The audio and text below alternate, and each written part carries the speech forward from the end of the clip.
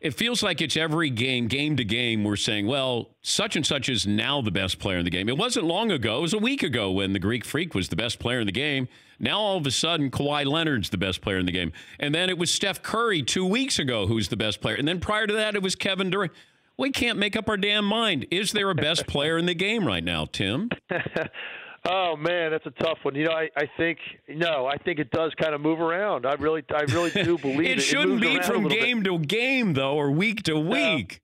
Not game to game. I think what's happening with Giannis is if you really know the game. I mean, throughout the year, and I know I talked about him all season long, and he might win the MVP, and I'm okay with that.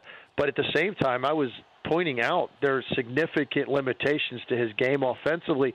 The problem is he's not exposed in the regular season because when you get ready to play the Bucks, you didn't think about the Bucks until literally that morning. Yeah. And so now you got to try to put together this, pack the lane defense on him. You're not going to pull that off in a one-game regular season one-off when you didn't even discuss it until a film session or a shoot-around before the game. So you're not going to get the level of commitment that the Toronto Raptors are showing where you get to play one opponent over and over and over, and you have a couple days even leading in to the first game. You're much more apt to put together something like this, and they're the one team that's pulled this off against him and exposed what he can't do. And that is beat you from anywhere on the floor. I mean, we've known all along. If you watch him, okay, he doesn't have a great perimeter shot. But it doesn't matter in the regular season because he's still effective, because he's still able to get where he wants to. I call him a center with a handle because that's really where he scores. He scores like a center scores. He beats you up physically inside of 5 feet. He just comes at you with a live handle, long stride. So it's a little different way to play him.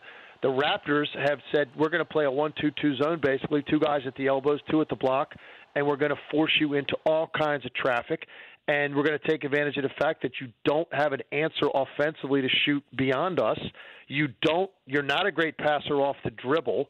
That's why you're seeing all these awkward turnovers when he gets into the lane, and now he's stumbling and he's tripping and he's throwing the ball, into the crowd. He's losing it because he's so frustrated that he can't beat you the way that he has all season everybody else. So those weaknesses were there all along. Yeah. And if you're smart, you had to know that. And I think what this should do for a lot of people, if he does win the award, I think you have to now start to think about what that really should mean. Because for me, an MVP or a superstar in this league, a true superstar, those are the guys that can beat you from anywhere on the floor as a scorer. And if you look at the list of guys that are going to finish in the top 5, top 10 in the NBA in the MVP voting, all of those guys can do it, including a guy like Joel Embiid, who's a 7'1", 280 player. He can beat you from anywhere. Giannis has to add this to his game, and if they lose this series, I'm really curious to see how much determination he puts into the offseason to adding some other way to beat you as a scorer if this is how he's going to be played.